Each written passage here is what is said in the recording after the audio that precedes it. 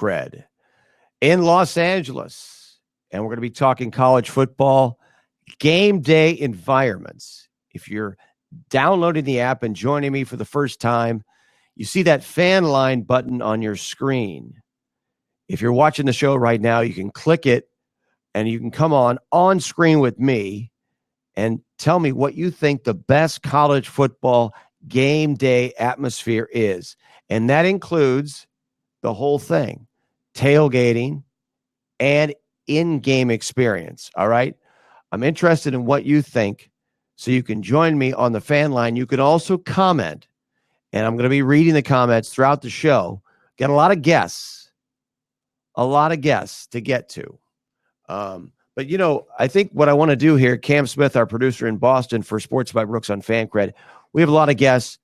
And coming up later in the show, we're going to be talking to Tom Keegan of the Boston Herald about the Patriots. But Tom Keegan covered Kansas basketball and football, and he just left there late last year, 13 and a half years. So there really isn't anybody who was on the ground and has been on the ground for the Bill Self regime that's under fire at Kansas. That's kind of a time bomb waiting to go off, isn't it? Feels like it. Tom Keegan of the Boston Herald, old friend of mine. He's worked everywhere. He's worked at the old National. Remember that old National daily newspaper out of New York that went under? I want to ask him about the Athletic, what he thinks about that, because he was with the predecessor to the National that didn't work out. But he also worked for the New York Post, Baltimore Sun. He's been around. Tom Keegan will join us later in the show. Also coming up, Bram Weinstein. Afternoon Drive, the sports capital, ESPN 630. And the Redskins are as compelling a story right now, I think, you could make an argument, day-to-day sports. We're going to be talking to him later on at the top of the hour. We'll go out to D.C. and get our finger on the pulse of the Skins, Dan Snyder, Haskins, Jay Gruden, who looks like he's got the hottest seat in the NFL, coach of the Skins. That's coming up at the bottom of the hour. And then in the middle of this hour, we're going to talk to Chris McNeil. Chris, of course, is Reflog18. Reflog, which is golfer spelled backwards, _18. Legendary Twitter guy. Well over 200,000 Twitter followers, engaged audience. And he's been going back and forth with me, at least, and some of my Twitter followers about this crazy poll that we're running right now. Well over 10,000. I think we're over 11,000 votes on the best college football game day atmosphere. And we're going to talk to Chris McNeil about that. He is a stalwart in the city of Cleveland and an expert on the Ohio State Buckeyes. We're also going to talk to him about the Cleveland Browns. But as a Buckeye guy, I want to get his take on game day atmospherics in Columbus. I have a lot of thoughts on that. That's my background, having worked in Columbus. But I've also worked and gone to school at the University of Georgia, University of South Carolina. I did game day there on the radio. USC out here in L.A. I grew up in Big 12 country, covered Kansas, Missouri, but have been to all of the Texas school game day environments, SEC, you name it. I've been around because of my job. I'm uniquely qualified. Plus, my family went to Notre Dame. My brother, my cousin, my dad. So I grew up with that. Georgia, Ohio State, Notre Dame, USC, Big 12. I've done it all. So I'm going to be talking to you about that. The best game day college football environment. Ohio State is my choice. And I'll break that down for you as we have time. But if you're downloading the app and you're jumping onto the show, we're going to be talking about that extensively at the bottom of this hour with Chris McNeil of Reflog18. And I'm going to represent for the SEC. I'm going to represent for the Big 12, the Big 10. We need to get somebody in here to talk about Wisconsin. We need to get somebody in here to talk about Nebraska. If you're watching the show, all right, be patient. We'll get to that. But you can throw your comments up at any time. As you're watching the show, Sports by Brooks on Fancred, we do this every day. Every day. And we're going to be covering everything. Boots on the ground. Today, we're going to go out and talk to Matt Lombardo here in a second and talk to him about Danny Dimes and the New York Giants. In fact, Cam, why don't we bring him up right now? Matt Lombardo's on the line from the Newark Star-Ledger as I lose my voice. And good Lord, that's a big story. Matt, you are right in the middle of a storm. The media just goes crazy. That's one of the great things about New York sports that makes it so exciting. And Matt, I want you to know, by the way, thanks for joining us. I really appreciate the time. Of course. Thanks for having me on. And Brooks, before and the Giants, I think you're disrespecting Penn State and the whiteout. 107,000 the last 2 years, 110,000 fans. The atmosphere that's created with the sound effects and the music guy there. It's an atmosphere that I think prepare their team for coming into Happy Valley for the whiteout. So when you talk about the best atmospheres, don't forget about Beaver Stadium at night in a whiteout situation. Yeah, and I remember when I was doing the coaches show for Ohio State football, I used to do an afternoon drive show with Kirk Herbstreit for 3 years in Columbus, and we used to do the coaches show afterwards. And the one place I remember, this is way back when John Cooper was the coach. You probably remember him before Jim Tressel.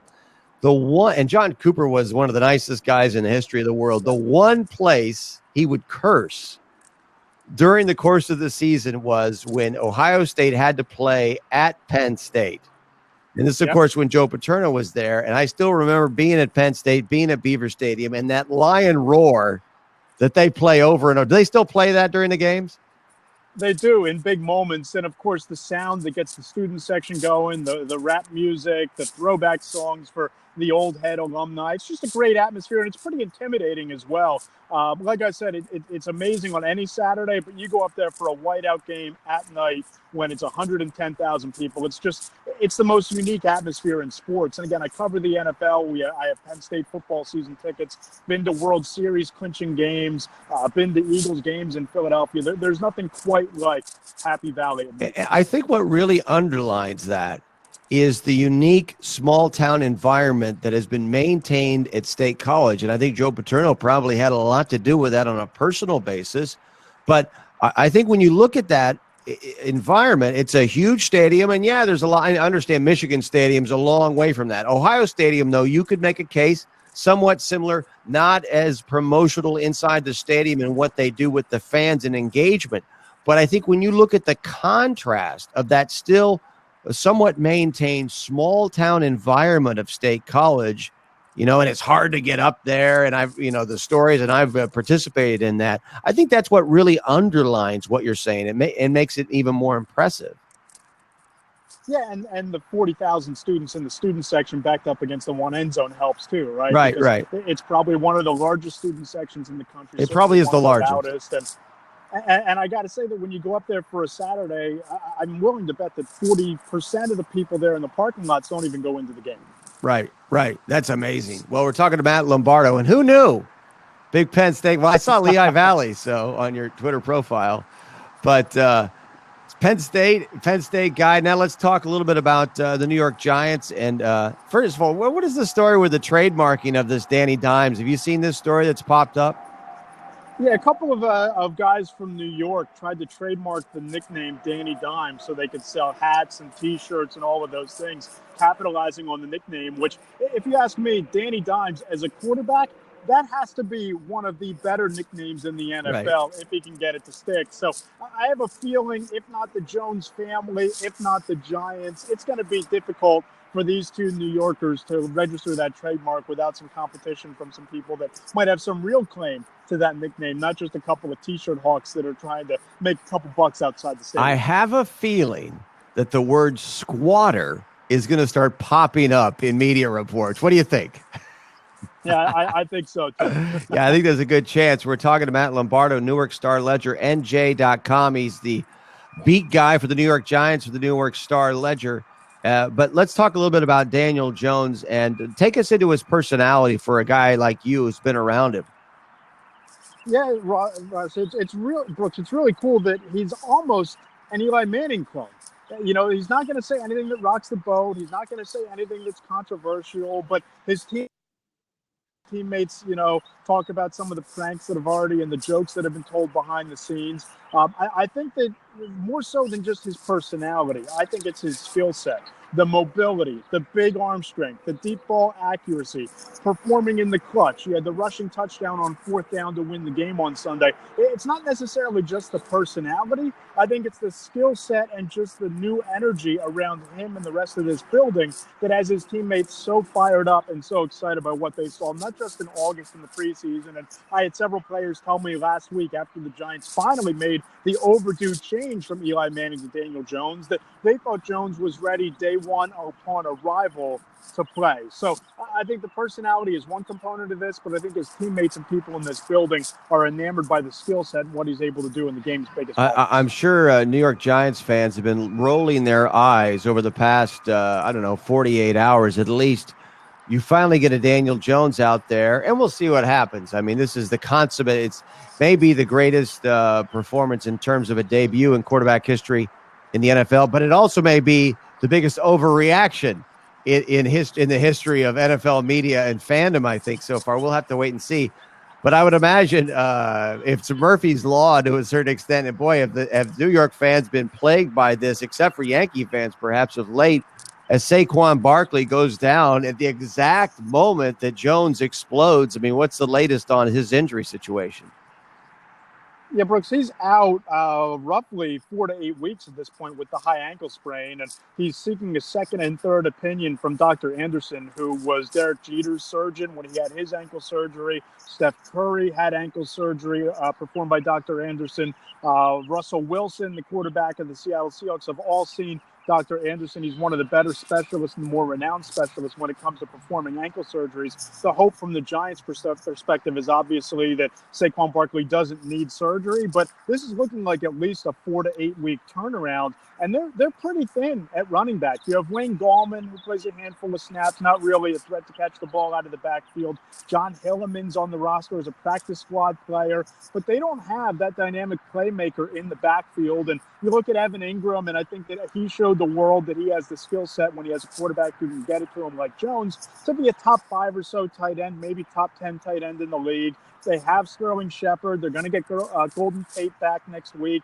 So they have some weapons, but they don't have that game breaker, that one-play scoring drive that Saquon Barkley is and that Odell Beckham was in this offense around Jones. So if there's not an impetus to go get a running back, I think they're going about it the wrong way going into this game on Sunday against Washington and certainly over the next month and a half. Because if you boil what Jones did on Sunday down to one thing, I think he showed you enough that the future is finally bright for this Giants team. Only has one playoff appearance and no playoff victories since they won the Super Bowl in 2011. But the season is in doubt with Barkley on the shelf. If Barkley were healthy and Jones continues to play at this level in a division where it seems like it's the Cowboys and everybody else, you can make an argument the Giants are right there in the mix to fight the Cowboys for a division title or at least be in the mix for a wild card. But without Barkley and with this defense continuing to be a sieve, I think the future is bright, but the Giants' season remains in doubt regardless of how good Jones turns out. Visiting with Matt Lombardo in the New York Star-Ledger. He covers the New York Giants beat for the Star-Ledger.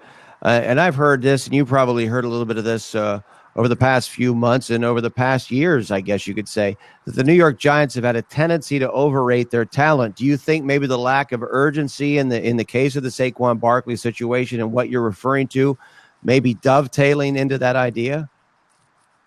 I think that's part of it, and I think that's maybe more in play in other spots on the roster, right? Because I think they viewed Saquon Barkley as being this superhuman type of player, and why wouldn't you? He, played in the Big Ten and only had a high ankle injury that left him 2 weeks on the bench his freshman year at Penn State, was healthy otherwise. Fully healthy last year, never really any injury scares. But in terms of roster construction, Russell Shepard was their number 2 wide receiver going into this week. He's now potentially on the shelf with a knee injury. You look at inside linebacker, they lose Tay Davis to a concussion, Alec Ogletree to a hamstring, and you're looking at starting a 5th-round rookie in Ryan Connolly and, another inside linebacker who really isn't all that experienced either. So you have holes at inside linebacker, wide receiver, running back, and yet you're carrying 3 quarterbacks with a veteran in Alex Tanney on this roster who is only here, the Giants say, because they believe he can be a veteran mentor to Daniel Jones. But if Eli Manning is serving that role, why is Tanney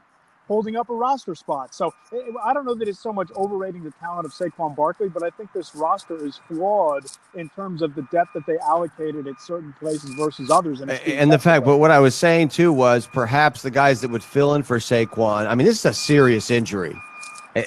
And I think the fact that they are not showing an urgency in trying to come in and fill in for Saquon immediately and try to get the best possible guy. I mean, I'm hearing from you, the general manager, what the general manager should be thinking, because you actually think that this team could compete potentially for a playoff spot if they've got some urgency, even with Saquon out, right? Yeah, I think that if you go and get C.J. Anderson, who you saw what he was able to do down the stretch with the Rams and in the postseason when Todd Gurley was banged up, I tweeted this yesterday that if you bring him in here, one, he kind of gets you by in terms of being a reliable veteran back for when Saquon is out of the lineup. But his veteran presence gives you the ability to bring Barkley along slowly towards the end of this recovery period. Because when you talk to doctors and specialists, they'll tell you that the risk for a high ankle sprain is rushing back too quickly, aggravating it, or re-injuring, the ankle because you didn't sit out the entire time. And Saquon Barkley is definitely the type of kid who wants to get back on the field as quickly as possible. So if you have Anderson in the fold or a similar competent back, Jay Ajayi, LeGarrette Blount, you pick the veteran you want to bring in here. You don't need to rush Barkley back. You can use him as a complement to lighten Barkley's workload down the stretch. And again, I think the defense is the biggest thing holding this team back. But if Daniel Jones is as good as he was on Sunday for the next 13 weeks, if you had a competent running game to complement him, you might be in the mix because you still have games against a banged-up Eagles team, 2 against Washington, and with the Cardinals and the Dolphins, on the schedule. Those are 6 very winnable football games down the stretch here. So, yeah, I think if they don't go out and get a running back or go out and upgrade that defense in the short term, they're really doing themselves a disservice in terms of this season. Talking to Matt Lombardo of the Newark Star-Ledger, he's the Giants beat writer. Last thing for you, Eli Manning, so far, unbelievably thoughtful and deferential, to the extent that the New York media can't make anything out of it at all so far. But is that going to continue? I don't know what choice he has, right? But he's been really over-the-top deferential. Really amazing what he did during the game, before and after the game.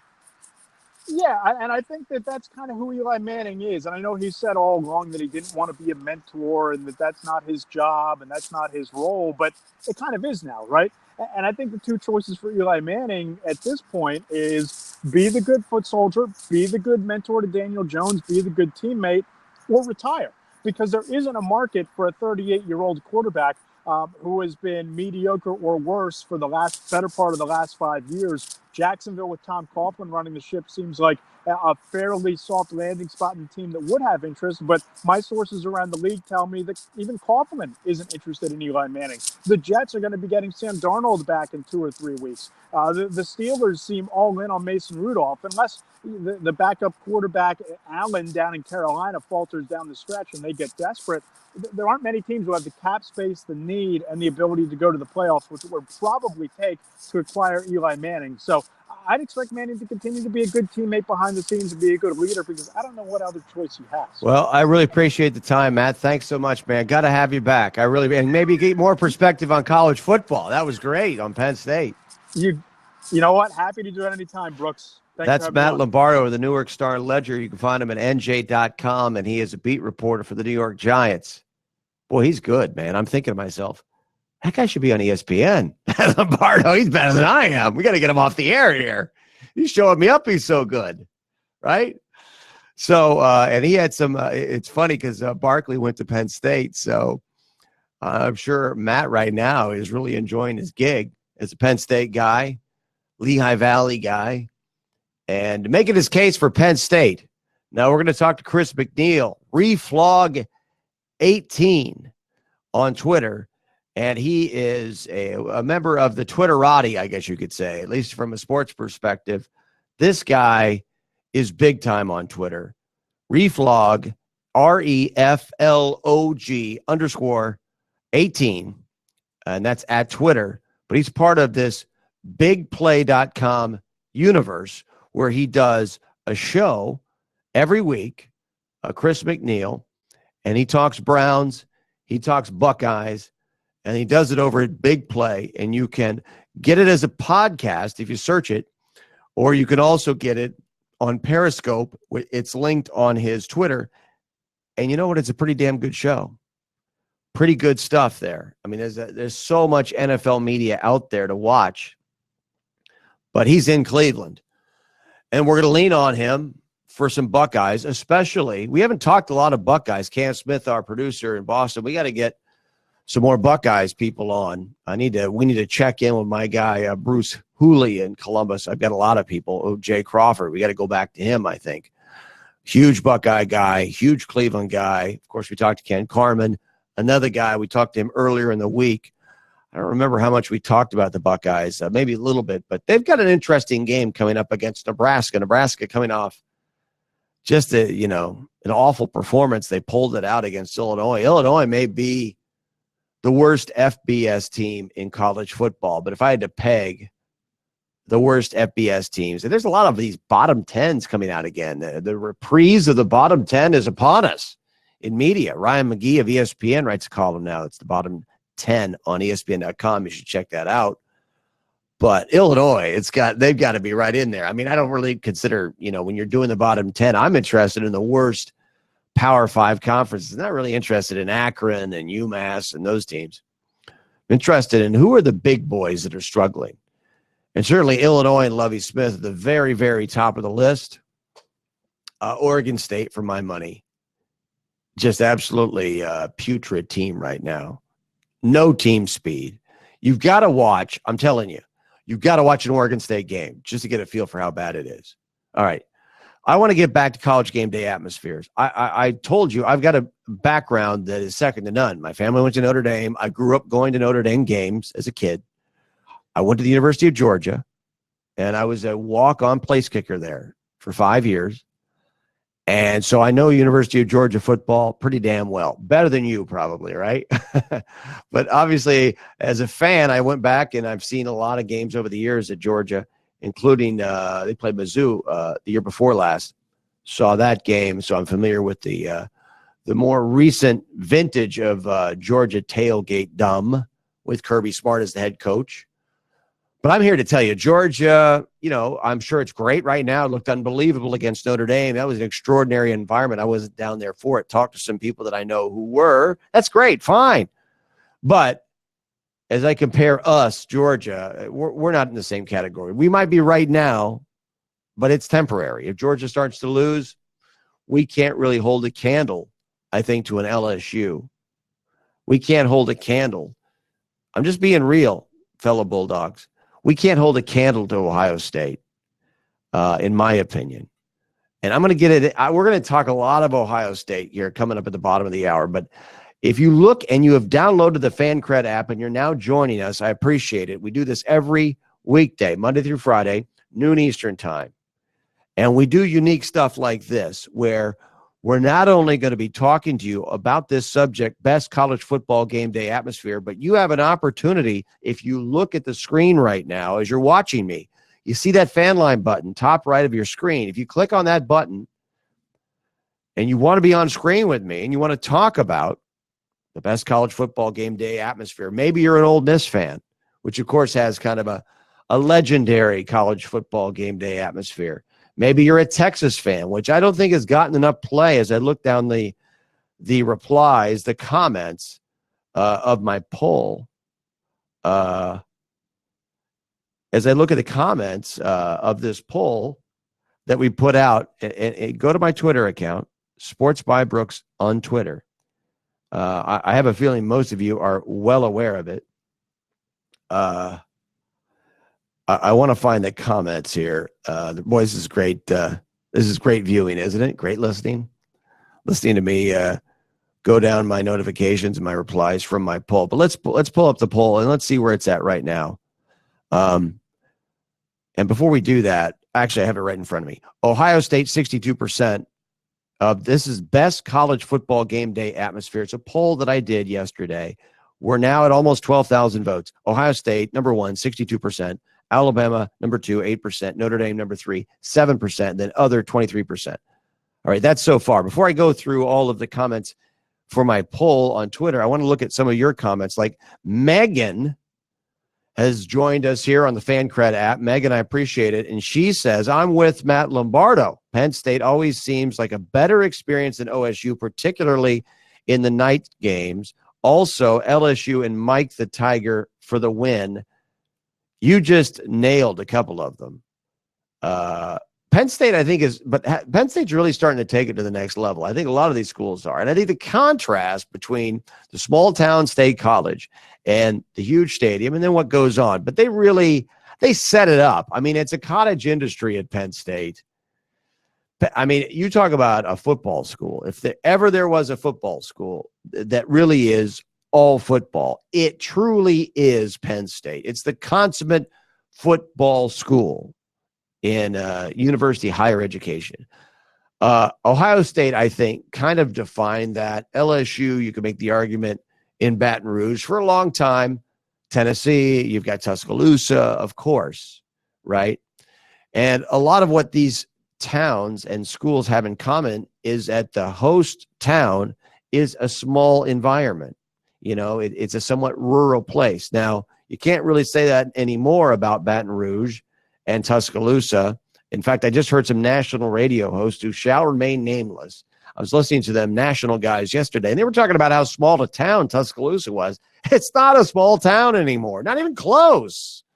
In fact, Tuscaloosa, I think, is going to be so big, it's going to be growing so large in the future that it actually, in terms of the city limits or, the whole metro area of Tuscaloosa, I think is going to reach out and touch Birmingham and the Bessemer area. Eventually, that could eventually become a one big metro area, Tuscaloosa and Birmingham, before it's all over. That's how massive that city is growing as we speak. And you can thank Nick Sagan and the Alabama program for that. So, but Alabama, I don't think is necessarily, the greatest game day environment. I think LSU, as Megan points out, is better.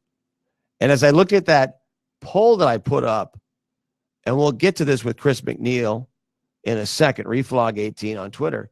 But when I thought about the poll and what schools to put up, I was thinking about Ohio State. I was thinking about Alabama. I was thinking about Notre Dame. Those are the obvious ones. But LSU, I think you only have 4 places that you can put in there as possible responses for this poll. And one of them has to be other, because you want to open it up for people from other schools. I just talked to somebody this morning who saw the poll, and they told me, where's Texas? Texas should be in there. Forget about Alabama. Texas is a better college football game day atmosphere. I'm talking about Austin than Alabama is. I would argue in the SEC, Alabama is not even the top school, even though I put them in there. Let's see. Even though I put Alabama in there, phone ringing over there, LSU, I think, probably belongs in there. The 3 schools. Notre Dame, my family grew up there. I grew up going to games there as a kid. Just an unbelievable campus, incredible environment, really cool. But in terms of in-game experience, Notre Dame can't hold a candle to a Penn State or even an Ohio State. And I mentioned before, Ohio State is my pick. I haven't had time to get into it because I know we're going to talk to Chris O'Neill, and we're going to talk a lot of Ohio State. So get ready. We're going to talk Ohio State football. We're going to talk Browns. But we're still going to take your comments from other schools. And I may throw some of these at Chris as we're on, okay? But Johnson joins us and in the comments, and Johnson asked me to compare the USC out here in Los Angeles, where I worked the USC broadcasts for years as the pre- and post-game host. I took calls in the post-game call-in show right here in Los Angeles for USC football. This is during the Pete Carroll era. So I did that as well. I did that at Ohio State. I did it at the University of South Carolina. And I also covered college football in Big 12 country in Kansas City when I was the program director of a sports radio station there. So I've been around. I grew up going to Kansas and Missouri games, Notre Dame games. But Johnson asked to compare the USC game day experience to the Big 10, Big 12, SEC. And Johnson, I really don't think it does compare in that USC fans, extremely fair weather. You've got a really large venue. I'm not going to make excuses like everybody talks about, oh, it's Los Angeles. No. Put it this way, Johnson, it reminds me a lot of Georgia, where I went to school. Right now, Georgia game day experience is off the charts. It's probably as good as you can get. All right. LSU, great game day experience. But Georgia probably, you could argue, is as good as any right now in the SEC.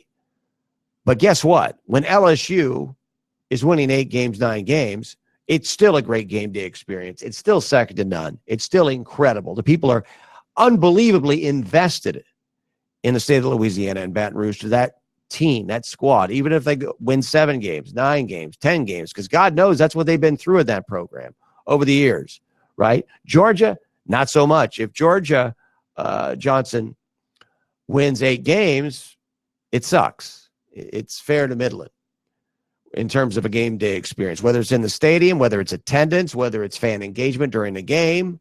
We saw the pyrotechnics and all the, the LED red thing that they did, the red eye, whatever you want to call it, the red eye, I don't know, at Sanford Stadium. I probably should know these things as a Georgia alum. But Johnson, and we're going to bring in Chris McNeil here in a second. Give me 1 second, Cam. I want to finish this thought.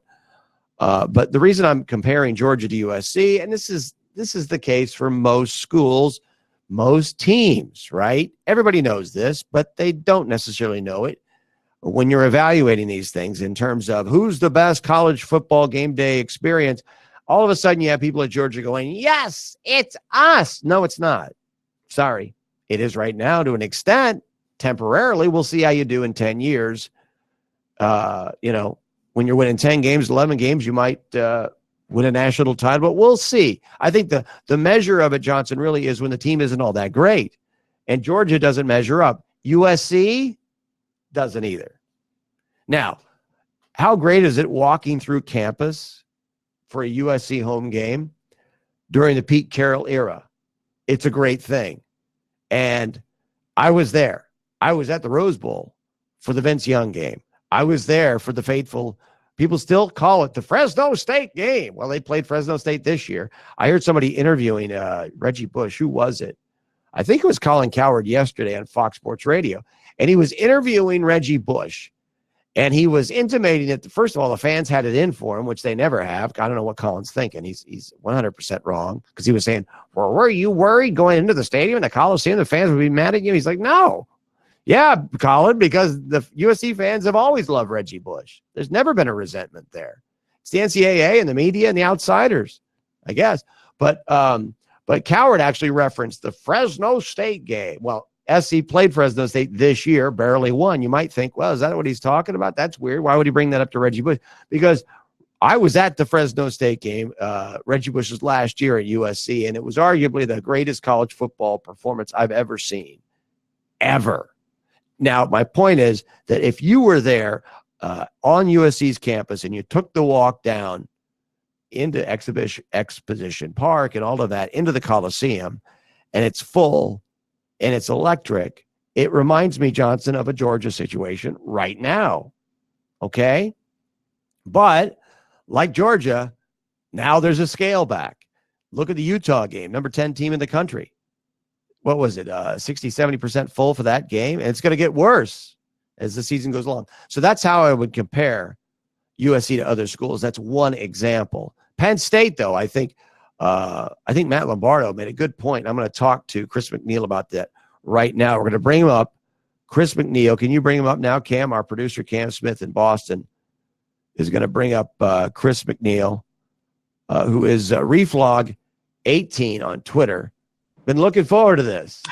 Hey, Chris, Brooks, how are you, how man? You? As you can see, I'm in my vehicle. It looks great, though, man. You out shopping? What do you got going? Lunch hour. I'm a working man here, Brooks. So where are you eating? Donato's?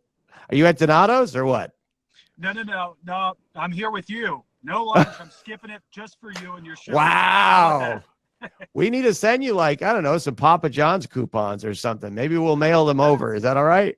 This would be a great time for any kind of a sponsor to jump on in. Yeah, this should be a sponsored segment. Always thinking, man. Well, Chris, I appreciate it. You're part of the Big Play Reflog show. Of course, you are Reflog. You got your podcast going. I watched the video of your show on Periscope on your Twitter feed. Man, you guys got something going. That's a pretty damn cool show. Describe that show for us. Yeah, I appreciate that, Brooks. It started off last year as a post game for the Browns. And as the Browns have done better, our show has continued to grow. And now we do it on Monday evenings, 9 o'clock. It's me. Dave is our main host. And then we've also got Bree. And the three of us just chat mostly about Cleveland sports, but anything that's really out there in the sports landscape. We've got a whole studio, and you can catch it on podcasts and also catch it on my my Twitter feed at reflog_18. It's right there at the top every Monday evening at 9 p.m. Eastern. Now, you're in Cleveland, though, right now, right? I'm actually in Columbus. I work in Columbus, even though I talk mostly Cleveland sports. Okay, you're a Columbus guy. I live in Columbus.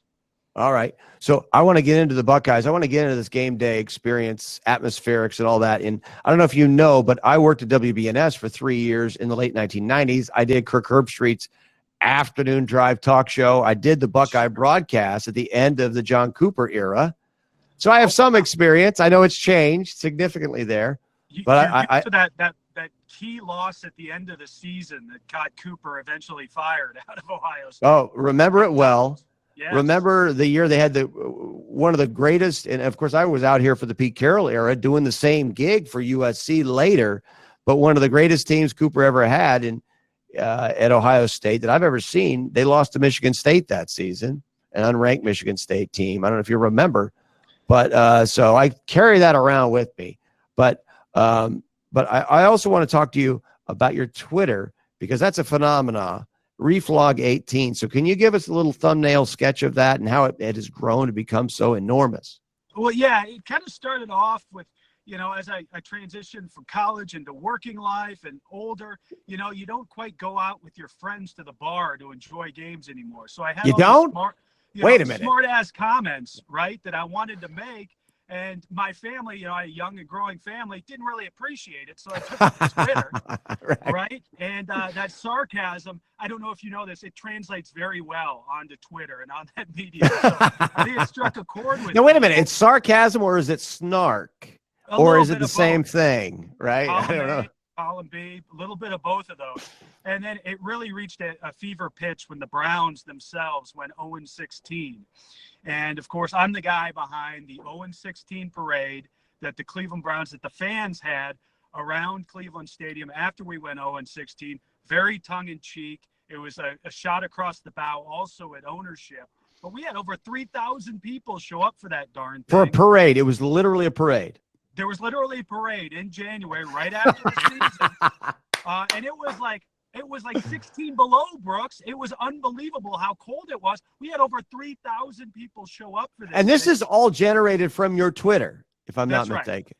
From unbelievable. From one tweet, because literally the Cavs had just won a championship, right? Taking us back a year before. And I was watching the Browns, and that year they went 1-15. And I put out a tweet that said, this team deserves a parade. Very tongue-in-cheek after we just seen the Cavs have a legitimate parade in town. That year they went 1-15. We raised all kinds of money to have the parade. We ended up donating all that to the Cleveland Food Bank. And then when they started losing the following year, we said, well, we're going to have to do it again. And I'll be damned if they didn't go 0-16, and we actually had to have the parade.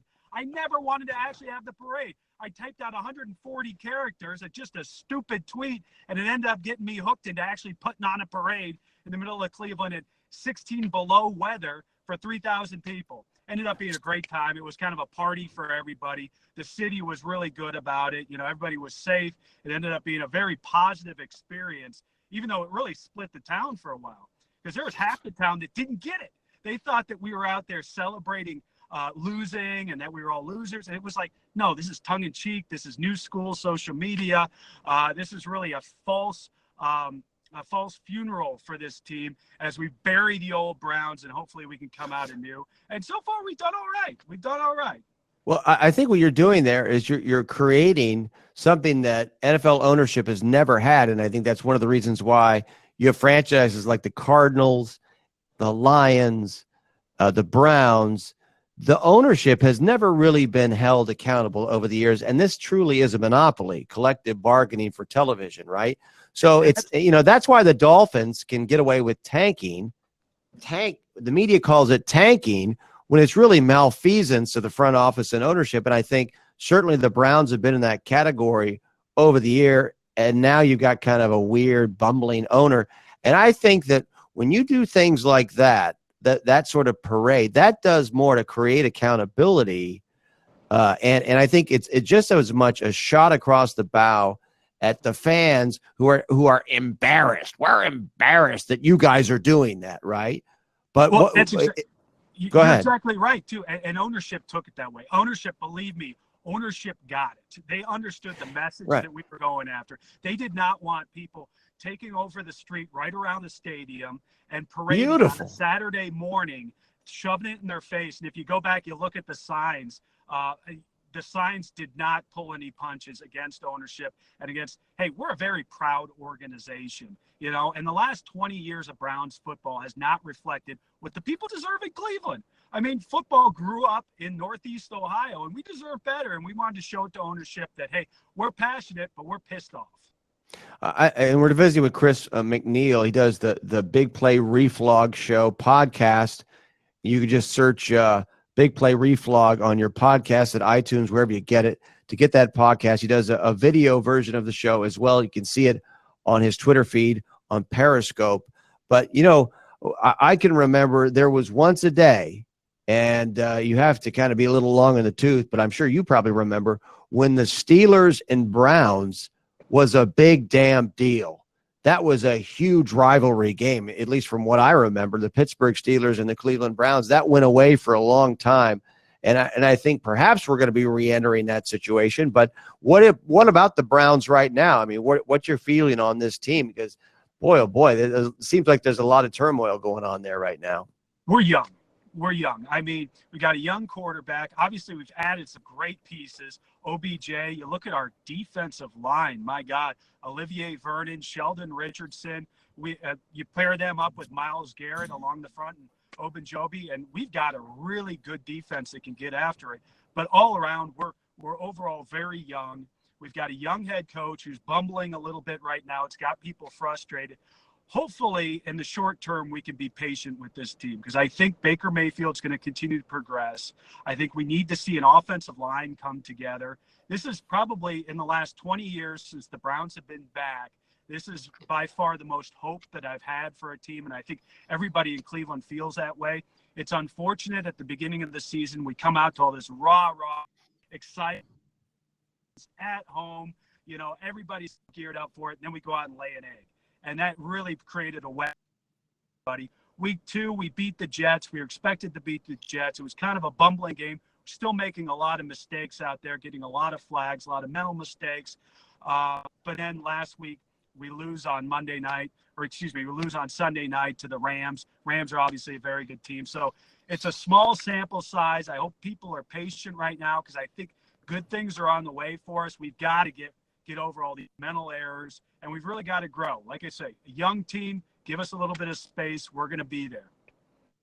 And this week, we're competing for the division. Yeah. We're actually competing for first place in the division. If we beat them, we'll be tied with them.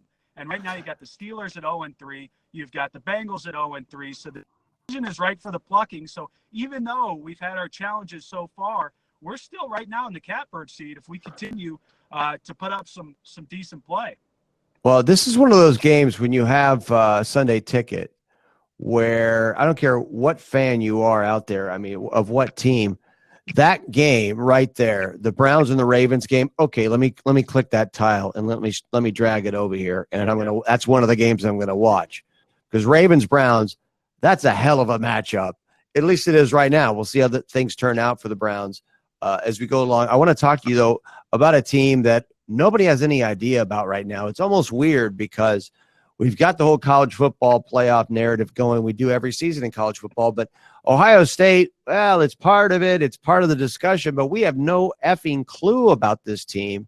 And so now you have Nebraska coming up this week, but tell us about the Ohio State Buckeyes, what you're thinking on them. Well, I like what I've seen out of Justin Fields so far. It's kind of a little bit like the Browns. You've got a new quarterback there, a very young quarterback transferred in. You've got Ryan Day, young coach for us. And I really like the chemistry that they've shown the season. Obviously, we played a bunch of cupcakes essentially so far. We haven't really been challenged. You know, when you go out and you Ohio last week, which is, by the way, one of my alma maters. What was the score there? It's like 76 to 5. 76 to 5. And get this, Brooks. I had a bet with my brother that we would beat the spread. Miami would beat the spread 39.5, and I got killed in that game. So you could have doubled it. I mean, I said, what? You could have doubled it? You would have won then if they would have doubled the spread. Barely. Right. Just barely. Yeah, just barely. Just slid in there. I was sitting front row. We went up 5-0 because there was a safety. Then then Miami kicked a field goal. We were up 5-0, and I thought, okay, and that's all spread because I also graduated from Ohio State, and I'm of course rooting for Ohio State. So I just wanted to see poor Miami beat the spread. It obviously did not happen. Have you heard that story from Lee Corso? Because when I was doing the Herb Street show, Corso used to come on all the time. And he told us a story when Lee Corso, when he was coaching Indiana, he was the head coach. And I guess they scored a touchdown against Woody's Ohio State Buckeyes when Ohio State was like a road grader in college football, murdering everybody. And I guess Indiana scored a touchdown at the Horseshoe in Columbus. And Lee had the team take a team picture before the score in front of the scoreboard during the game. Well, have you heard that? No, I haven't, but I kind of did the same thing. I took a picture. Right. I was going to ask you. 5-0. Sure, I got a picture of it. So I've got it. And I sent it to my brother, and I said, hey, I'll be collecting via PayPal later on. Now, unfortunately, it didn't turn out that way. You got to watch when you talk crap. You got to watch when you talk crap, my friend. Well, what I'm here, I got two more questions on Ohio State. Then I want to talk about game day in Columbus and get your thoughts and see where else you've been. But I'm hearing whispers saying, hey, Justin Fields looked great the first half against FAU, but then FAU changes up the defense, and all of a sudden he looks like he's starting to panic. Do we really know about Justin Fields, how he's going to be as a quarterback yet? Is he going to be a tuck and run guy? When in doubt, is he a guy that's going to be able to throw as a sophisticated quarterback into coverage once we get into the Big Ten schedule? Well, and we haven't had a chance to really see that yet, to be honest. But that's the thing. He's so damn fast that even if he does get in trouble, we've seen it before from teams where you don't necessarily have to pass the ball to be effective as a quarterback in the Big Ten. If you get into trouble and you run it, you're going to be fine. Hell, we even won a championship back with Tressel and Craig Krenzel. And even though we had Marie, a lot of the key plays at the end of that ball game were actually Craig Krenzel, who's slow as anything, making the sneak and making a couple of yards when we would need. Obviously, Justin Fields, his athleticism is way above anything of the Krenzel. Is really up there with some of the greatest runners that I've seen. He's awful quick in the open field if you see him. So I'm anxious to see what happens once he gets under pressure and once he has, a credible defense who's been able to study him through these 3 games so far this year to try and see where he makes his adjustments, where he goes to the next level. Because I think he's got all the athleticism, all the tools to do that, Brooks. When you look at the Nebraska game, it's probably going to be a walkover game. I guess you never know. But when I was doing the show with Herb Street, we had a policy on WBNS that you could not call about Michigan except for Michigan week. Nice. Because if you called if you didn't have that policy, people would call every week. We would get phone calls, people asking about Michigan. My God, I don't know if they have that policy right now, but I would imagine they might have to institute it in Columbus these days because it's not just me and you talking about it. It's probably not just Columbus enjoying it. It's the whole country talking about it with Jim Harbaugh. I mean, what are your thoughts about him and that situation in Michigan? Well, it's a continuation of everything everybody's thought here. We've loved, as a Buckeye fan, how Michigan had embraced Harbaugh. And really, when they hired him, we thought, okay, you saw Urban and Harbaugh really button some heads initially, and you thought, this is great. You hearken back to the old battles you'd see between Michigan and Ohio State, both on the field and off the field. Bo and Woody. And yeah, exactly. Bo and Woody, reincarnated. That's what everybody thought. And then, obviously, Urban goes out, wins 5 straight over him, 7 straight overall. And it never came to fruition. And it was surprising to see how many Michigan fans really stuck by Harbaugh, even after last year. I mean, I was in the stadium when Ohio State played Michigan, And my God, we just rolled all over them. If you recall that game, it wasn't Yeah. even close. And this is a rivalry game, obviously, for Michigan, and they're not even showing up when they come to our house. So now that embarrassing loss last weekend, the program, in my opinion, has to move on. But they seem to Really? show reluctance to do that. And as long as they keep Now, hold on. Harbaugh, Let's back I up. have Back. no concerns over Ohio State going up to the Big House this year. Now, wait a minute. You're telling me that Michigan should move on from Jim Harbaugh? Did I hear you right? Oh, I absolutely. You think that would be in their best interest to do so? Now, as a Buckeyes fan, I hope they keep him. I knew you were going to do that. I knew you were going to go there. Now, as a Buckeye fan, go ahead. Keep him. Keep Harbaugh for the next 10 years. That'd be great. I'll take 10 years of wins over Michigan. I mean, that's what you get. He doesn't get his guys up for the big games, and he also loses these little games along the way. It's amazing to me how many people have stood by. We're talking to Chris McNeil. He's in Columbus today. He is part of the Reflog Twitter empire. He does a show on the Big Play Reflog show, and he does it every week. It's Buckeyes, it's Browns, and everything in between. He is a social media, and you do the Indians, right? And then you've got now you are, but and you're very much this guy is very. When you hear social media influencer, usually when you hear that, the person is not a social. If somebody has to say, "I'm a social media influencer," they aren't. So this guy, you haven't heard him say it one time, but he is. That's why he's here. But one of the things that we engaged on Twitter, Chris, was this little poll that I stuck out there. It's like 12,000 votes now, thanks to you, in large part. Thank you very much. But we love voting polls. We love the people that follow me. Just absolutely love polls. I'll tell you a quick story. There was a guy, Doug Lay Maurice. We had him on the show last week. He's great. He put out a poll a couple of years ago, favorite Brown ever, or I think it was greatest Brown ever. In the very first round, it was Jim Brown against Johnny Manziel. Who do you think won? Because all the people flooded in. Johnny Manziel won. Not only did he beat Jim Brown in an upset of 16-1, he won the whole tournament. It was picked up nationally by national. And you got, but let's be clear for people don't know. Hold on. Let's be clear. Yep. You guys did that.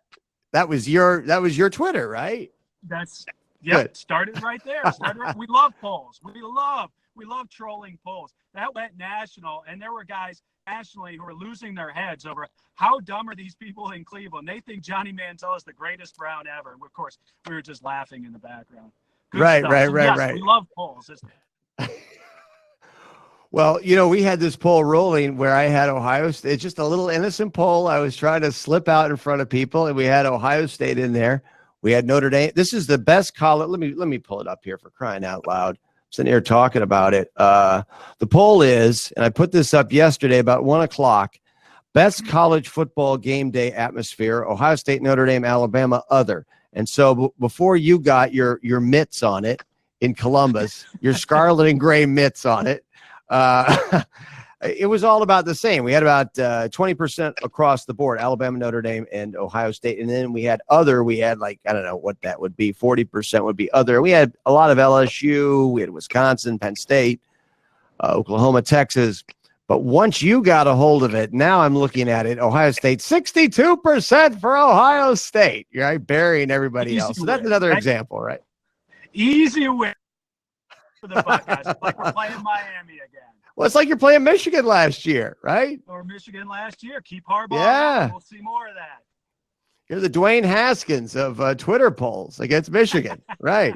That's right. Okay, so, well, now let's get down to brass tacks. We've set this up for an hour, and we've yet to talk about it. Now we don't have much time to talk about it. Of course, that's the way I mismanage time. But what about game day atmospherics at Ohio State? And I'm not putting your words in your mouth, but does Ohio State have the best college football game day atmosphere in the sport? Absolutely. People in Columbus gear up for game day all year long. They talk about it all year long. They get set for their tailgate all year long. You know, I used to park cars when I was in high school. They're off of Lane Avenue. There was a guy who owned some apartments. He parked about 70 or so cars in there. For a noon game, you want to be there and have everybody parked by about 7, 8 o'clock in the morning. Past that lot's completely closed up. And you're talking anywhere from $30 to $40 per spot. So people are getting down there early. 2.5 hours before the game, after they've been at their tailgates, and the tailgates vary from, you know, college kids with their natty light to older fellas who have got just a spread that looks better than any man cave out there that you're coming from. You go down to old St. John's Arena and you go for a skull session 2.5 hours before. And what you're going to see down there, you got the local high school that they'll invite in, usually do a little bit of a performance. After that, a band. What's that? The band. Yeah, the band. It's the band. That's right. And then you'll have the team that we're playing. That band will also come into Old St. John's. Then after that, you'll see Brutus the Buckeye leading the band, the best damn band in the land, in Old St. John's Arena. This time of the year, there's no AC. It's hotter than hell. They come in. Each of the sections has their own. They play. And then after that, you're going to see Ryan Day come in. He's going to lead all the players down onto the floor. He gets up there. He gives a speech. He usually gives it over to an assistant coach. They'll give a speech, gets everybody riled up, and then they progress over to the stadium. And you follow them over. You know, a lot of fans will follow the team over there. The team walks into the stadium. Each of the players are given a Buckeye by a guy who's been standing out there with his little bag of Buckeyes since his father had passed on. So it's a tradition that's gone down. You get into the stadium, over 100,000 people, 110,000 of your best friends. You're in there, and then 20 minutes before kickoff, the band comes down the ramp, right? The best damn band in the land comes down that ramp right behind the drum major with his long plumed hat. He goes out in front of the band, runs all the way around. He leans all the way back until his plume hits the ground, hits the field, and he leads them onto the field. After that, they do Script Ohio, dot the I with the sousaphone player, either a 4th or 5th year player who comes out there. And then it just starts just the madness that is 100,000 people. And then the Buckeyes come into all the flames and all the normal propaganda after that. And it's just unbelievable experience. Then after the Buckeyes whoop up on whoever they're playing, you leave the stadium. Miami. Miami. Thank you for that. Either go back to, or they go up to High Street and hit up the bars for the rest of the night. So there's a full day. There's a full day for you, Brooks, of what you get in Columbus, Ohio for the game day experience. And it is like nowhere else in the country. I will stand by that 100%. And I agree. I covered college football out here at USC, did pre-post game and the post game show, but I did that at Ohio State for a few years. So I sat there, and appreciated all of that stuff. I should say experienced it. I think one of the things that sets Ohio State apart from most schools is this has been going on for a long time. And I was there for the Cooper era, and that was not a great era. I mean, they're winning 9 games, 10 games. Now that's great if you're Indiana, I understand, but I think how great is it? How you're so spoiled as an Ohio State fan to say 9 or 10 wins. Oh boy. But you don't meet Michigan, it's not a successful season. So, and Cooper couldn't do it. And I think what really lends to that game day atmospheric that we're talking about is those incredible traditions and going into St. John Arena and listening to the percussion part of the band play and all of that. It's phenomenal in the acoustics of St. John Arena. And that the fact that the coach goes down there. I mean, they do that at Notre Dame. They do that at Notre Dame the night before. They don't do it on game day. But the other thing about Ohio State that really, in my experience, that really sets it apart is just how integral, and I understand it's the same way to extent Penn State, some schools like LSU, but it truly is integral in Columbus. You've got the Buckeye tree, you got the bold pants, and you can't underestimate how intertwined and endemic Ohio State football is to the culture of Columbus. And so Go ahead. And it is the professional team. It is the professional team. I know we've got the Blue Jackets, by the way, big win over Tampa Bay last year. You've got the Crew, but it's always going to be Ohio State first. And it is like a professional organization here. And it's just so, like you say, ingrained into the city. It's just such a part of who everybody is. And it's always going to be that way. I mean, you see the influence that they've got in the local community and the influence the local community has on them. It's really symbiotic. What about Michigan's game day atmosphere? I haven't been up. I haven't been up to the big house. I haven't seen Ohio State deflate Michigan up in their own house. That's we have lost to Chris. Are you there with us, Chris? We've held you too long. Go ahead. Yeah. Well, you've heard the whole thing. Well, I think I don't even want to talk about Michigan because it's not even worth talking about because I've been there several times and there are no game day atmospherics. But I just want banner, right? whatever. Yeah, but it's a wine and cheese crowd and a wine and cheese situation outside the stadium. It's very different. And it's a metro area with Detroit. And I'm not saying that you can't have. I mean, Columbus is a big town now. It's a major league city with a metro area too. But more than anything, I just wanted you to know, man, having worked there, your description of game day, that's as good. I mean, I'm a radio guy, and I sat there at the Buckeye Hall of Fame Cafe, and right, it did the show. Joey Gallo right off of there. Right, Olentangy River. Come on down to the Park Hotel. We'll go to Damon's Ribs and stuff, Now I'm telling the truth when I'm telling you about this stuff. You're referencing some of these old things. Right. I can tell you some stories. We got to talk sometime soon too about my old days with the Columbus Clippers when George Steinbrenner was down there and the Yankees and Jeter and all that stuff. But yeah, that we'll do that another day. But I just wanted to give you a lot of credit for people out there. The way you described it was really second to none, man. And I can't thank you enough for coming on. And you really gave us a great flavor of what Ohio State's all about.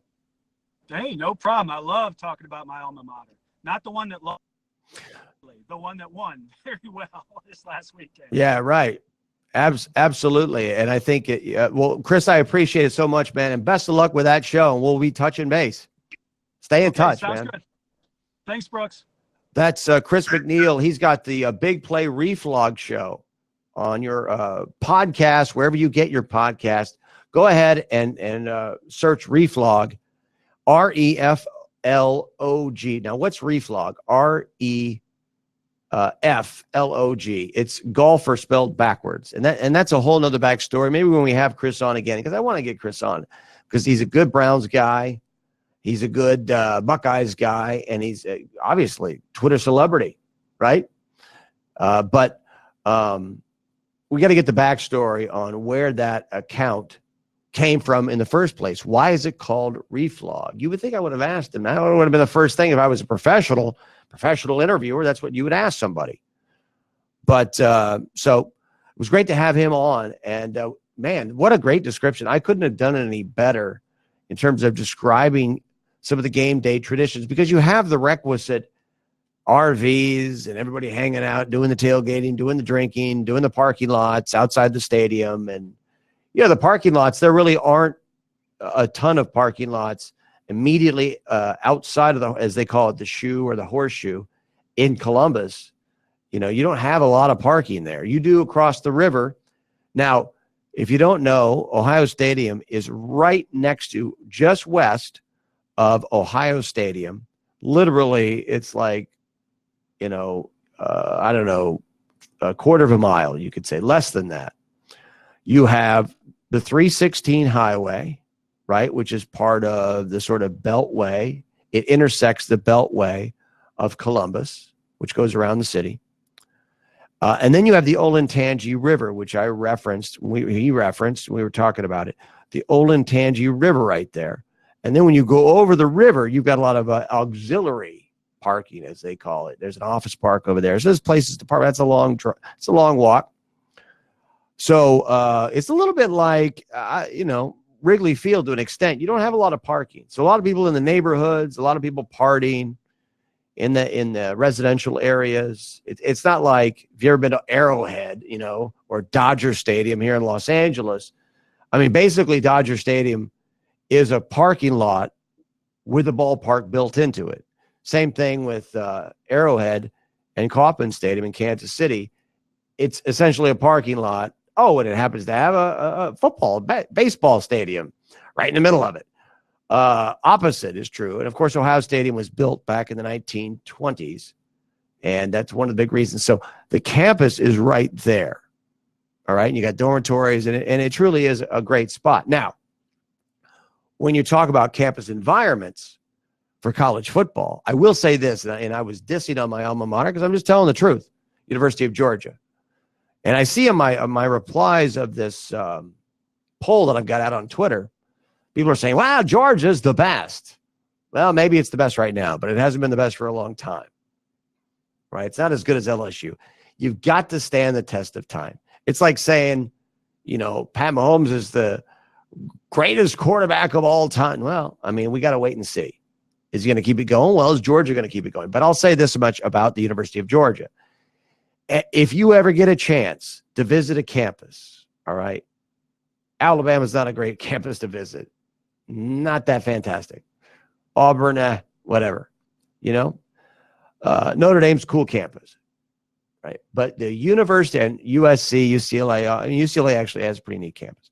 But if I was going to tell you from somebody who has covered college football, and I've been to pretty much every major college football school you can name in the Power 5 conferences. I'm trying to think if there's any left I haven't been to. If I had to name one from a football stadium perspective that's the coolest, where it's built into the campus, it's the University of Georgia. And I don't know of anything that's even close in the way that the University of Georgia football stadium, Sanford Stadium, is built into the middle of the campus, right? Because it's nestled at the bottom of this hill. And then there's a bridge built across the west side of the stadium. So when you walk to class, which I used to walk to class from where I lived at Oglethorpe House, I lived in the Russell dormitory. There was the Brumby dormitory. But as you would walk to class, you would walk across this footbridge on the west side of the stadium, still there, of course. Walk across this footbridge to the west of the stadium, and you would look down into the stadium. It's indescribable how cool it is. And so the stadium was built into the ground, essentially underneath the campus, and there's a bridge built over the stadium on the west side, beyond the west end zone, and you walk over it, literally. Now, the seats are above you, right? But the field's below you. And so you've got the Tate Student Center on your left of this footbridge. And then when you go uphill, you have the main old quad area, where up on your right will be the library. Then you have the main quad, where the original campus was built back in the late 1700s in the state of Georgia. They founded that school right when they founded the state. And then south, you have more of the new part of the campus. It's not that great.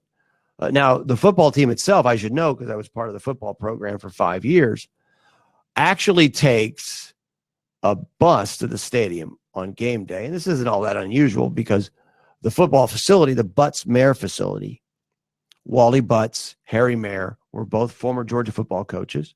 Wally Butts, long time. He was the first, really successful Georgia football coach, national guy, was once a contemporary of Bear Bryant in the early years of Bear Bryant when he was coaching Alabama, Wally Butts. And then you have Harry Mayer, former member of one of Newt Rockney's football squads at Notre Dame. And he came down to Georgia and was the head coach of the University of Georgia for a time, Butts-Mehre Building. That's where the Georgia Football Hall of Fame is. That's where they've got a big statue of Vince Dooley, who coached Georgia to its only national title in 1980 with the Herschel Walker team beating Notre Dame in the Sugar Bowl at the Superdome, right? So you have that complex, and they have expanded it in a vast way over the past few years during the Kirby Smart era. But that's where the practice fields are. That's where the team locker room are, medical facilities. That's where the baseball field and the baseball stadium is now, fully filled. And that's adjacent to Stegman Coliseum, which is the basketball arena. It's kind of crummy, run down. We need a new basketball arena in Georgia. But remember I was describing, you have this stadium right in the middle of campus, and you walk over the footbridge, you can look into the stadium, seats above you, and then you're walking actually north up a hill towards old campus, right? Dormitories there. I used to live in a dormitory just north of the stadium, Reed Hall. I lived there as well. At Reed Hall, literally you can hear the crowd during a football game. At Reed Hall, no air conditioning, I might add, one of the old dormitories there at the University of Georgia. But when I was talking about the facility, just to give you some context, spatially here, the football facility, the Stegman Coliseum, all of that's about probably almost a mile south of the stadium, which is it's not really the center of campus. The stadium and the quad is the northern part of campus. You got to go a long way to get to the very edge of the south part of the campus. And the south part of the University of Georgia campus is bordered by that Butts-Mehre football facility, right?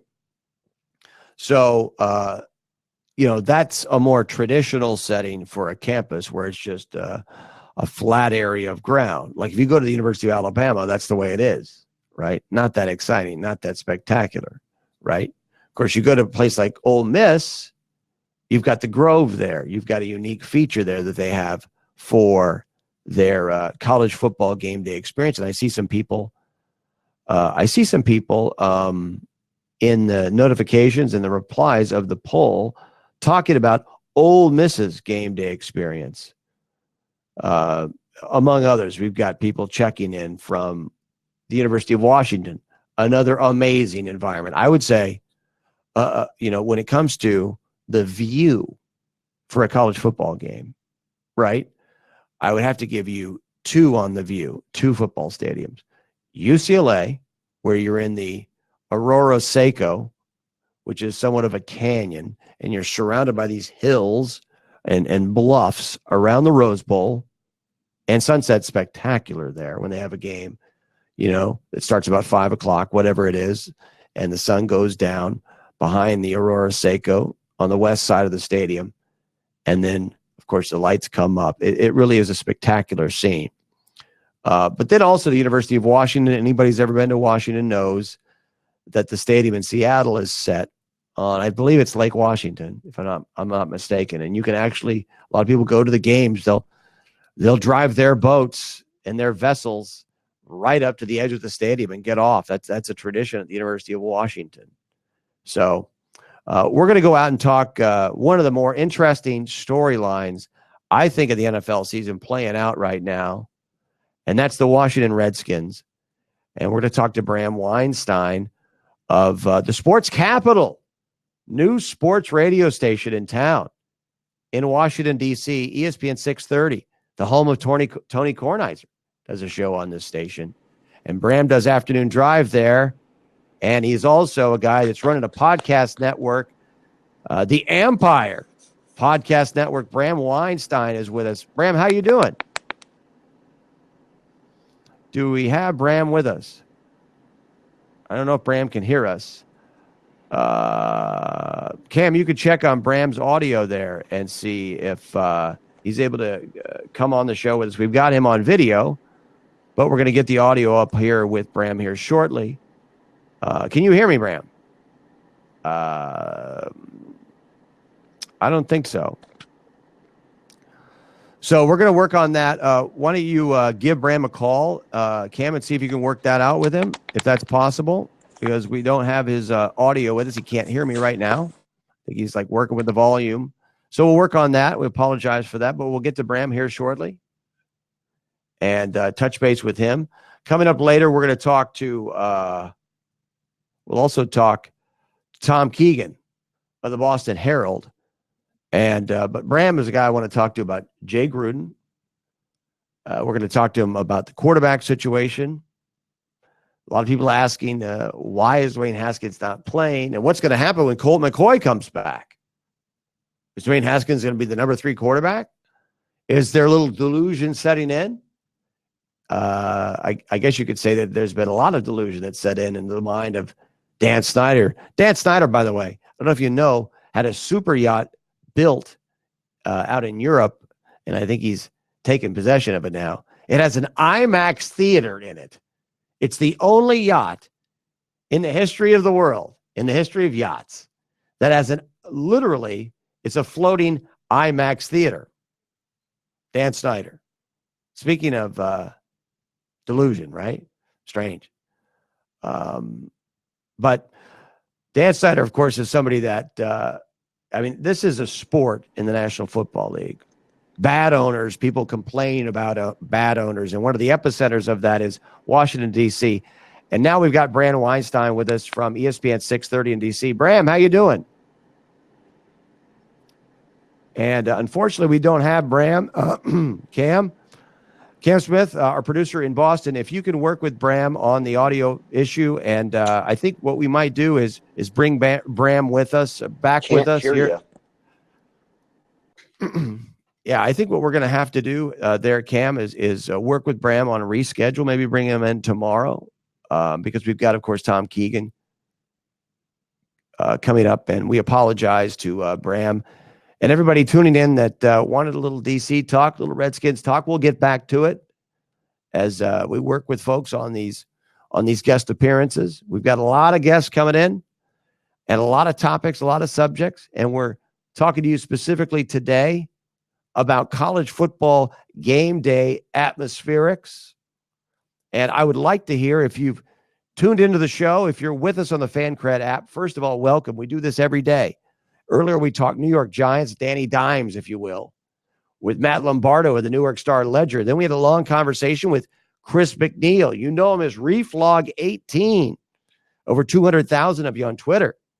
And we broke down the Browns, the Buckeyes, the game day for Ohio State football, which is running away with this poll that I did on Twitter earlier today about what's the best college football game day atmosphere. And Chris certainly made a case for Ohio State. I've been to Ohio State. I would argue Ohio State has the best game day atmosphere. Now, if you're with me and you're watching the show right now on Fancred, you can comment, and we may get an opportunity at some point, if you click on that fan line button, to bring you up on screen video with me. Can you believe that?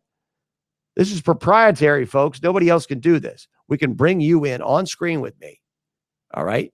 But I want to hear your comments particularly. We're going to be bringing in Tom Keegan from the Boston Herald, columnist for the Herald. He's a guy who's boots on the ground with the Patriots.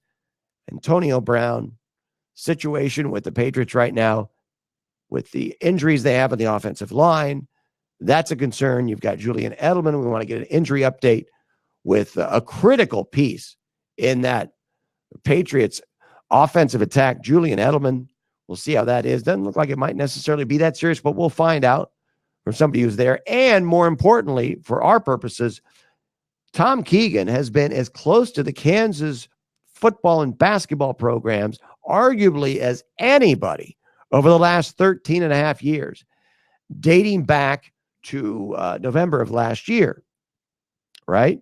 So he knows Bill Self. He knows the Kansas program. He's been embedded. And Tom is as thorough a journalist in sports as there is. This is a guy who goes back and has worked with the original National, the Sports Daily, that was tried years ago, decades ago. So I'm very interested to hear what he thinks about The Athletic and what's happening there. Tom, of course, with legacy media right now, the Boston Herald up in New England. But he's previously worked with the New York Post. And let me know, Cam, if we have Tom available for us from the Boston Herald. But we talked to Jeff Goodman yesterday. Boy, it's weird, isn't it, that we talked to Jeff Goodman, who's in Boston as well, based in Boston, formerly of ESPN, Fox Sports, CBS. Jeff Goodman now with Stadium. And so he covers and knows Bill Self very well personally, right? We talked to him about the prospect of Bill Self perhaps eventually taking over for Greg Popovich with the San Antonio Spurs. Bill Self roomed in college with R.C. Buford, the general manager of the San Antonio Spurs. And might this be an opportunity for Self to make an exit? Perhaps a forced opportunity. We don't know. But it certainly looks like he may end up being the fall guy in this situation in Kansas. But I'm fascinated to hear what Tom thinks about that situation as it plays out. And Tom also, coincidentally, was at the Boston College game in which the Kansas football squad shocked college football with a big victory over Boston College. You might remember a couple of weeks ago, Les Miles at the helm. And of course, Kansas subsequently turned into a pumpkin with its football program shortly thereafter. So I want to hear what he thinks about the Les Miles situation, because Tom Keegan has been there throughout the dry period, and it's been a very long, and maybe it continues to be a dry period for Kansas football. So we're going to visit with him, and he's a guy that I actually was around Tom Keegan when I was in Columbus, Ohio, doing Yankees AAA play-by-play.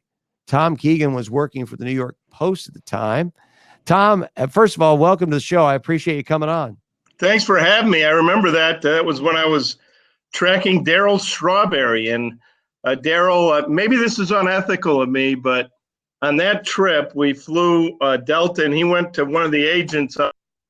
If I sign a baseball for you, will you get my friend here to sit next to me? Update him to first class. And she said, sure. So I got updated to first class, and I was able to write in the Post column, Strawberry told the Post from seat 3D on Delta flight 475. I will never forget that time. And of course, this is Darryl Strawberry, and he was rehabbing, I believe, or he was coming back from a drug situation. I don't remember exactly what it was, but was he wearing, and this is AAA New York Yankees, Columbus, Ohio, Columbus Clippers, late 90s. Was he wearing an anklet at the time where he was being tracked, or wasn't he? I don't remember. I don't think he was right then. But he's playing baseball, and I think there was a period where he was actually wearing like a GPS anklet. You know, this is the 90s. So that was a weird situation. Doc Gooden was down there. That was back when we had Hideki Arabu. And this is, of course, Derek Jeter and Mariano Rivera and Jorge Posada were all part of those late 90s teams, or mid 90s teams with the Columbus Clippers. And Tom was there for the New York Post, and he was covering the Columbus Clippers at that time. Because Darryl Strawberry was there, and Darryl was there rehabbing, I believe it was an injury, to come back with the New York Yankees. You may forget, but Darryl Strawberry did play with the New York Yankees. Of course, it was made famous from his time with the New York Mets. You still with us, Tom? Yeah, I'm still with you. Sorry for the filibustering. I can't see you on the scrn, but I wasn't sure if we had you. Oh, okay. Yeah, I'm still with you. No, cool. Yeah, that was a trip where I believe he was coming off the drug stuff, but anyway, I remember George King was our beat writer, and he asked Steinbrenner, he had gotten hold of him, and he said, "What are your plans for Strawberry?" And and I had just had in the paper that Steinbrenner called up a player from the minors without telling Cashman, without telling Torrey, without telling anyone, just has the player show up on the road. And, nobody knows what's going on. It was his way of punishing them for some reason. So George King asked King George, "What are your plans for Strawberry?" And King George says, "I don't know what my plans for Strawberry are, but I know what my plans are for your man Keegan. I'm going to cut his bleep out." And he wasn't talking hard. It was a plural word. Oh, wow. That's an amazing story. Got Tom Keegan of the Boston Herald with us, and well-traveled. And I just can't resist this. I want to get to this right off the top. You worked at the National, right? Right. Now, what's your thoughts about the Athletic? Well, the reason the National didn't work was because they couldn't figure out the distribution. There were contracts, let's say Detroit. Detroit had certain people delivering. They thought they could go without that. Well, they ran into some real problems. Papers would get dumped, and they just couldn't do the whole thing satellite in timely fashion. They just didn't have that end of it figured out. Now in cyberspace, the Athletic doesn't have to worry about that. I love reading The Athletic. I don't have time to read it all, but they're growing so fast staff-wise and spending so much money. I hope they make it, because that'd be good for our business if they did. That it'd be so many people out of work if they didn't make it. Yeah, it's almost like serendipity to an extent when you've got legacy media continuing to struggle to a certain extent, that The Athletic comes along, and maybe that's the next iteration of the business. But certainly you've been able to negotiate the business, and a really interesting facet of your career was going to Lawrence, and you were covering Kansas football and basketball over the past 13 and a half years. How did that come about? It came about when I got fired by ESPN Radio. Wally Matthews and I were doing a show, and we got fired. And a guy I had covered, a guy named Matt McCall, who I had covered the Dodgers with in the 80s. I lived in Norwalk, Connecticut. That's where he grew up. He was coming in town to visit his mother. And I said, great. Why don't we go out to lunch? I'll meet you at noon at the golf course. They have a new restaurant. I have a 1 o'clock tea time. I told him what happened. He said, I just got a call 2 weeks ago about a job that you would love. You're the only New York sports writer who I would say this about. You get to cover college sports and live in the Midwest. You would love it. And I pursued it and got it and loved it. So, yeah, I mean, you've got an interesting background in terms of some of the books that you've written as well that I think kind of like speaks to your personality. Talk about the Sleeper Cars book. Yeah, Sleeper Cars and Flannel Uniforms was Babe Eldon Walker, who played against Babe Ruth, Lou Gehrig, DiMaggio. He was friends with all those guys, good friends with Ted Williams. He told great stories. He was all Big Six in football, basketball, and baseball at Kansas State, and then 10 years in the American League. He was just a gossip without it being tawdry or anything, but he really was a great storyteller. And I got that connection by Tommy Lasorda when I was covering doing a lot of Mets columns. Tommy Lasorda would read my stuff. He would buy the New York Post every day to see if I was being nice to Bobby Valentine. So one day he calls me up and says, "You're writing way too much about Bobby Bonilla. People don't want to read that much about Bobby Bonilla. Call Eldon Walker. There's a guy people would like to read about." I said, "Who? I'd never heard of him." So I called him. An hour later, I knew I was about to sit down and write the most interesting column I'd ever written. I got called by a book agent. He said, "Do you have any book ideas?" I gave him a few. One of them was Eldon. He said, "I like that idea," but he had his own slant on it. He said, "You're a burned out baseball writer." Well, no, I wasn't. And once a week, you go and you visit this old man who refreshes you, and you feel like you have more energy now. And I said, "Tuesdays with Maury?" He goes, "Oh, you've read it?" I said, "Everybody's read Tuesdays with Maury, but it's already been written." So I went and did it my own way, and it was a big hit. And and then I wrote a couple other books after that. And so now you're with the Boston Herald. But before we go to Boston, talk about the Pats, what's happening with the Red Sox as well. What about the situation in Kansas with basketball? What are your thoughts about what's playing out right now? Yeah, the whole key, I think, is whether the NCAA can show that this Adidas guy was a booster, an official booster. And if you're not a booster, you're allowed to do certain things.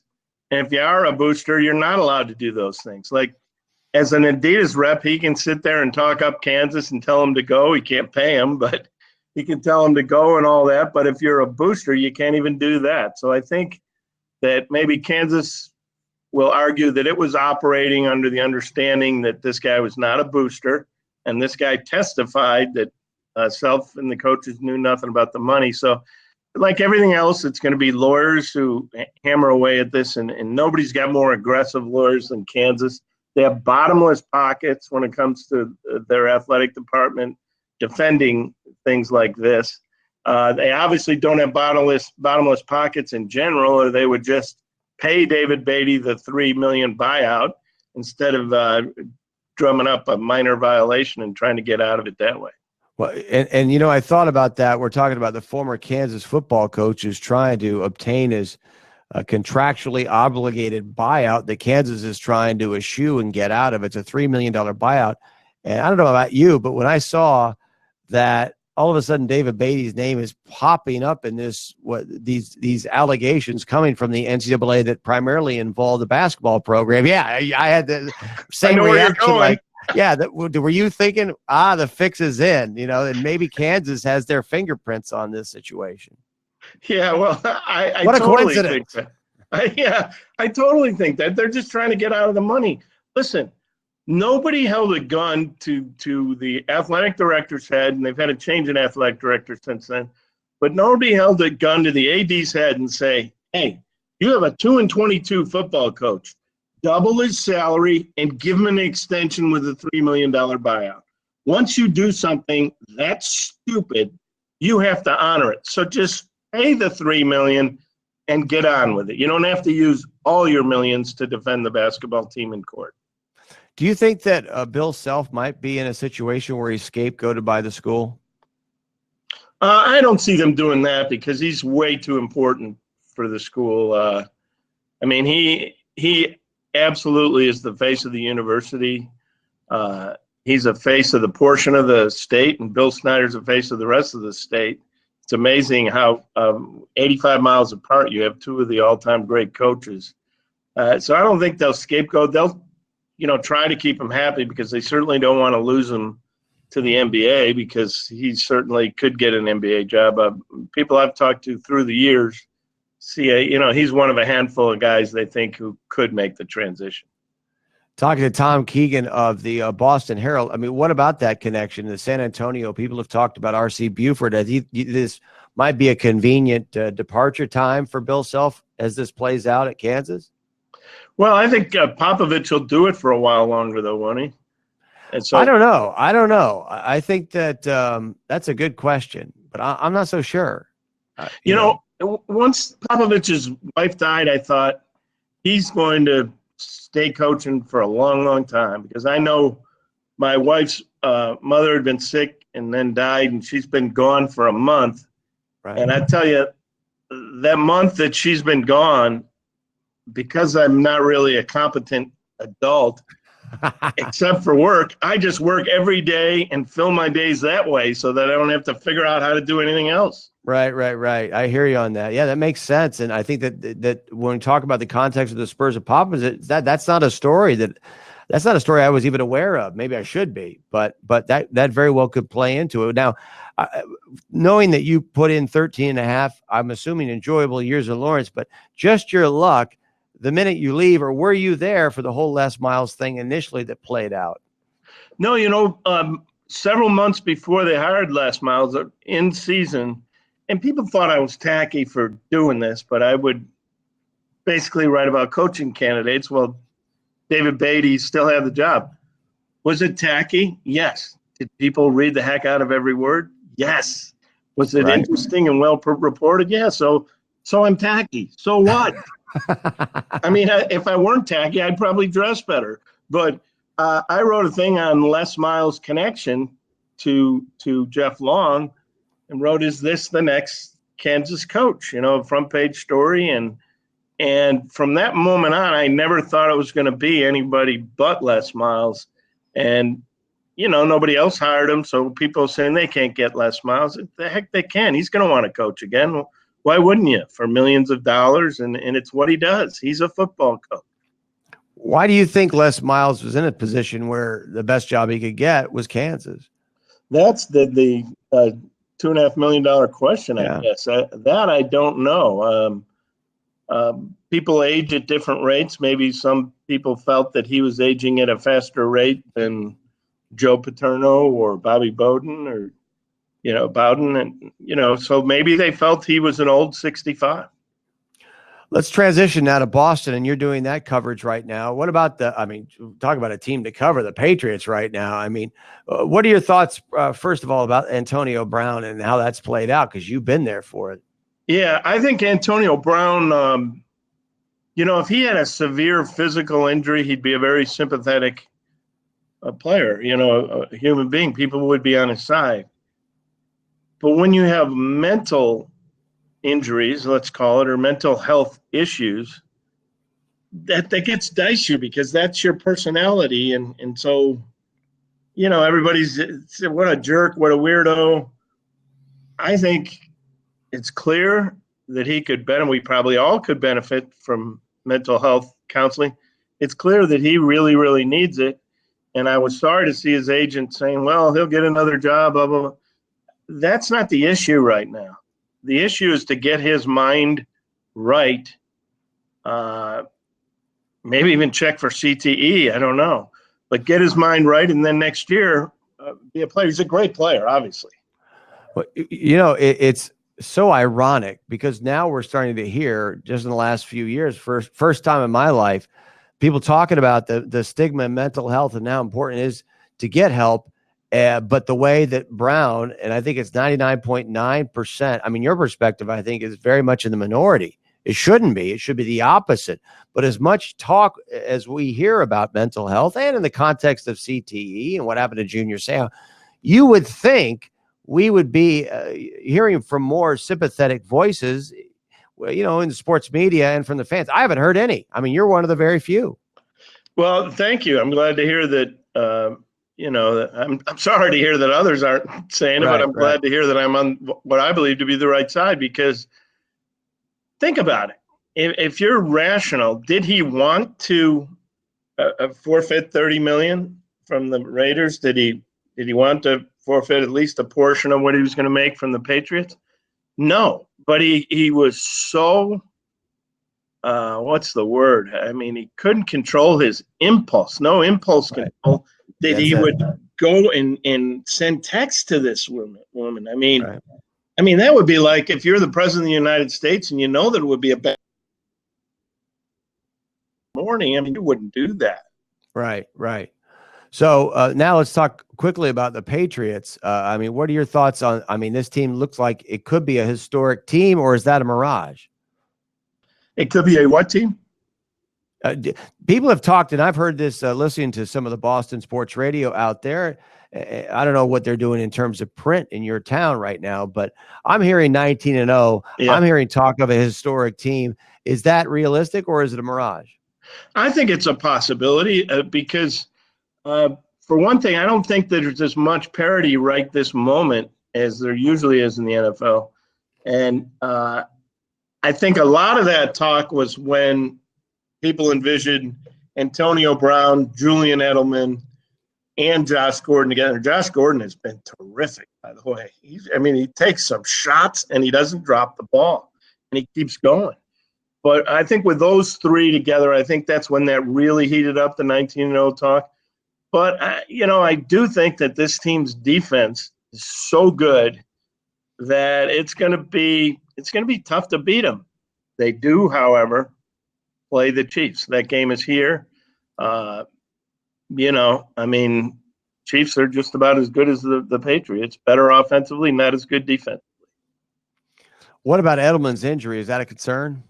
I think it's a concern because although the rib X-ray was negative, not all injuries can show up on an X-ray, and that deals with breathing. So, maybe it's a very mild one and he can play Sunday, or maybe he'll be out for a couple of weeks. But he's huge, obviously. He had a bad drop last week, and he'll do that once in a while, but he's just an amazing player. Talk to Tom Keegan of the Boston Herald, and finally about the Red Sox. What's the state of the Boston Red Sox right now? Yeah, they fired Dombrowski. Don't bother having a press conference. They're treating it like they're a faceless corporation. Most of my career, I've seen baseball owners treat their teams as if it's a public trust. There's an element of that. It's everybody's team. But when you fire your general manager and you the only one in the organization you have speaking to it is your manager, Alex Cora, let's let the help handle that. That is just bad business. Well, who's to blame? Is it John Henry? Is he the guy? Is that the problem? Yeah, the ownership. Absolutely. They're treating it like it's just a corporation. They can't do that. And they've got to, they've got to get a GM in place and, do a little better job of not blowing so much money. I mean, there was no pressure to sign Chris Sale to a $145 million contract. Let him go to the end of the year and see if he can stay healthy all year. Just as a practical matter, do you think it was a mistake to fire Dombrowski? No. Because if I were the owner, every time I looked at Dave Dombrowski, I would think about the $145 million he spent on Chris Sale, and it would put me in a rotten mood. So, no, I would have fired him. Well, Tom, man, I really appreciate it. Hopefully we can have you back and we can chew the fat again, talk more baseball, talk more football, you name it. I'd love to come back on. I'm sorry about my technical issues at the beginning. I'm just not too savvy that area. Well, it's great to see you again and stay in touch. We'll talk to you soon. Okay, thanks. That's Tom Keegan of the Boston Herald, and you heard Lawrence Journal World covered Kansas athletics, big-time athletics, Kansas football and basketball for 13 and a half years. Also a guy who covered the Yankees for the New York Post, and I had personal experience with him when he was coming down to Columbus.